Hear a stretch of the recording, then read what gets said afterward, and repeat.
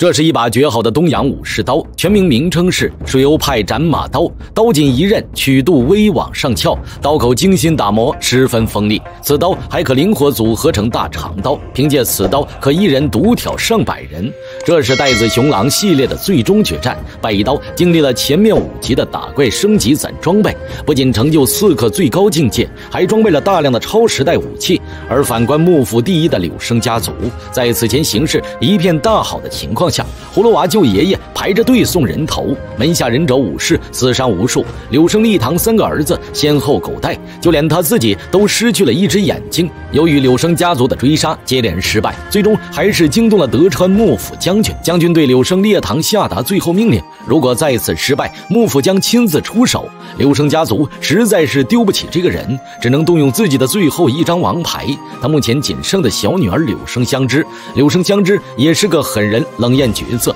善使双刀，尽得家族武学传承，杀人手法狠辣干脆，与他交手之人没有受伤一说，输了就是丧命。柳生香织在柳生家危难时刻，为了家族存亡荣辱，当仁不让。拜一刀此时在赶往江户的路上，经历此前多次厮杀大战将到，他的目标就是覆灭柳生家族，用柳生家族的血祭奠他的家人。拜一刀突然打开母乳车的机关，对着墙壁就是一顿疯狂的扫射，埋伏在后面的人全被狙杀掉了。柳生香织前来，直接自报家门，将拜一刀引至芦苇荡进行决斗。柳生家的人都会先选择背光地，那拜一刀就只能故技重施了，让道郎带上镜子，试图用反光解决对手。柳生香织手中双刀上下翻飞，可惜一刀就让拜一刀给送走了。柳生香织败在了自己的心软上，而拜一刀以紫微盾击杀了他。他们父子早已将生死置之度外，柳生香织死不瞑目。果然女人就是容易对孩童心软。柳生列堂闻讯后来不及悲伤，连夜带着人马去找最后的帮手。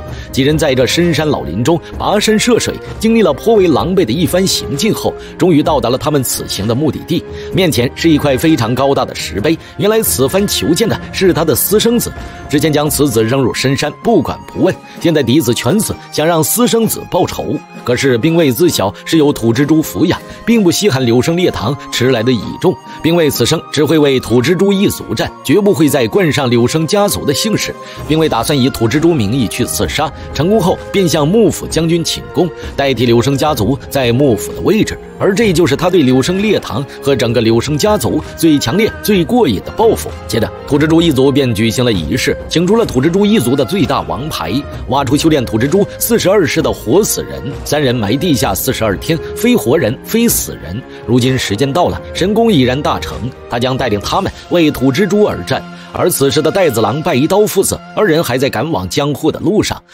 遇一女子送了道郎笛子，女人在前面的地上发现什么，然后女子就被一颗榴弹给炸毁。再往前走，父子2人又遇到小贩，小贩热情地向拜一刀招来生意，拜一刀给儿子买了一颗棒棒糖。随后父子2人在河边打水歇息，看到了顺水飘下的小贩帽子，里面还装有刚才小贩的手臂。随后一个声音响起，警告拜一刀，拜一刀所到之处就有无辜者死。真是好生无耻的土蜘蛛一族。父子2人夜晚在小镇旅店投宿，店主夫人同样热情招待了他们。随后整个旅店的人全被杀光了。拜一刀随后赶紧带着儿子出来，又是之前的那一套精神式说辞，想用这种方式来击垮拜一刀。而拜一刀父子还在继续赶路，为了不连累别人好久没吃东西，拜一刀趁夜取了点别人晾晒的萝卜干和供奉的米，并留下铜钱。拜一刀在河滩边埋下一个东西，随后就安心的等待鱼儿上钩。可惜土蜘蛛们行事小心翼翼，倒是让乌鸦替他们粉身碎骨了。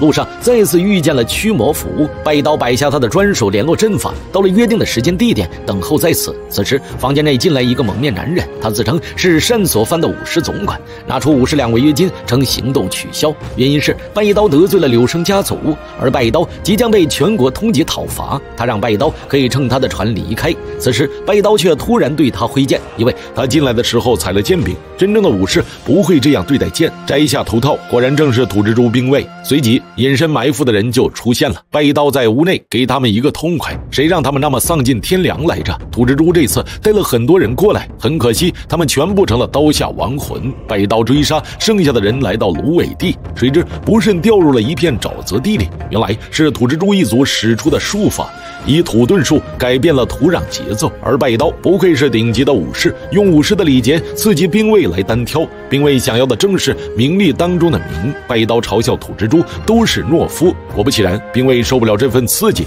吩咐手下放他出来跟他单挑。殊不知这是他给自己的死亡令。二人随后各自上报了流派姓名，对决第一回合刀锋交错而过，拜刀抢先回身一刀斩出，然后并未就感受到了死亡气息。柳生未灭，他们俩谁都不想死，所以他请求拜刀罢手离开。他让手下把他尽快的送到妹妹阿花的身边，他怕时间来不及了，死之前他要留下继承人。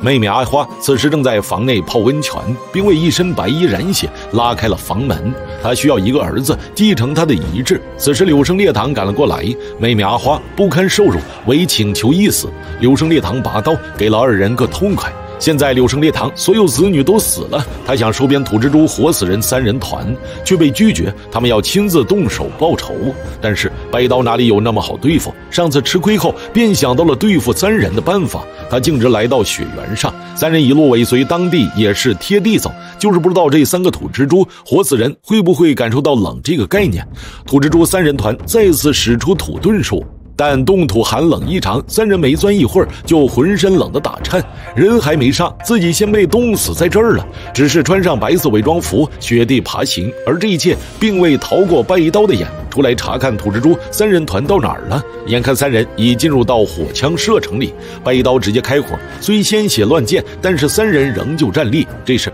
拿刀横在头顶站成了一排，颤颤巍巍的向着拜刀走过来。接着土蜘蛛3人团就狗带了，他们的杀手锏土蜘蛛5车术不敌大五郎的随身母乳车厉害，他们3人终于不再是活死人了。父子俩知道这是黎明前的宁静。第二天冰天雪地上，大决战来临，拜刀则是带着儿子大五郎以铜车做雪橇飞驰在雪原之上。随着幼童大五郎的意志，只见足有100人拦住父子的去路。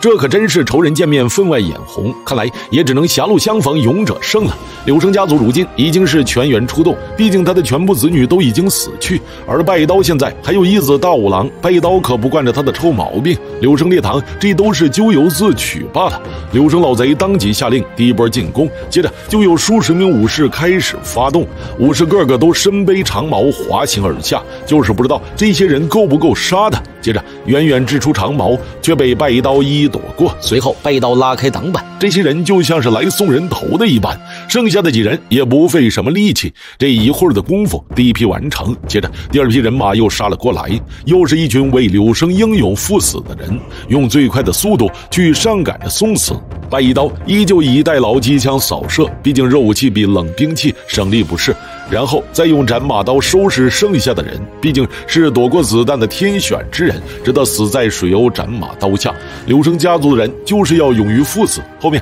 紧接着又来了一波武士，拜刀只能先用刀招呼他们了，毕竟车上的子弹已经都用光了。接着驾着乳母车就赶紧往下滑，却不慎被追上来的铁链给锁住，2个武士一左一右的牵制着他，3人以这种姿势快速的下滑，拜刀怎么可能引颈带路着，直接就把2人给拽下来了，接着利落的把2人给解决掉了。此时柳生的炮弹也追随而至，可是都被躲过去了。柳生老贼准备的甚是充分，但是都没有伤到拜刀分毫。接着又再一次派出大批的人马，这一批的武器全部都是武士刀。拜刀明显也着急焦虑了起来，此时后面既有追兵又有炮弹，跟着后面那是紧追不舍呀。此时拜刀刹停了乳母车，吩咐大五郎将机关给打开，双方之间调了个位置互换前后，这次换成了拜刀在后面追赶，拜刀紧咬着柳生堂的车，紧接着打开车上机关，把柳生烈堂的车给拉开了口子，然后烈堂2人摔了下来。